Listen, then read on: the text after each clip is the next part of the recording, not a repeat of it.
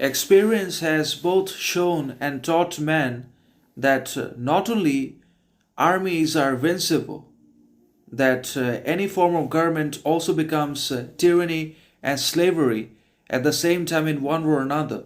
So, whenever a particular government ceases to evolve and stops growing and developing and progressing in any particularly positive, significant directions or ways, then it definitely tries not only to extend its power but also to enhance condition, control, enslavement, slavery over the citizenry, over both men and women residents inside of the country or the society as much as it possibly can. And that is the case with not only the one party modern democracy inside of this country, but also with all the other communistic, controlling conservative governments around the world in China, in Russia, in Vietnam, and Indonesia. Those governments do not change, and whenever a government does not change, evolve, refresh with time, or whenever the basically constituencies or the kind of individualist personalities do not change, when we worship, admire, or when we get the same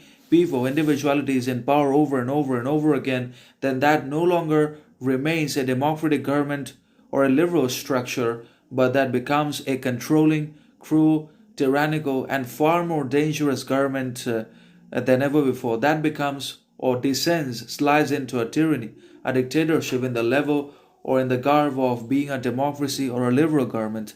That is the case. And experience has also shown us that no matter which army in the world was ever born, originated, fought against each other, all of them perished, vanished, or they were vanquished. All the arrogant men and women disappeared, faded. The boasting king, the bragging individualities, they all were swept away by the tyranny of time, by the basically slavery of their own arrogance, pride, vanity, crisis. They could not satisfy their ends. They could not be satisfied with anything that they earned, conquered, possessed, or that was given to them by nation, because they were unsatisfied. And because of this unflinching hunger, thirst, desire, arrogance, pride, vanity, they also eventually succumbed to death, or they were overcome by all of these negative conditions and immoderated desires, uncontrolled, indisciplined temptations, anyways, in one or another. Because we don't have any much more control, sovereignty, anyways.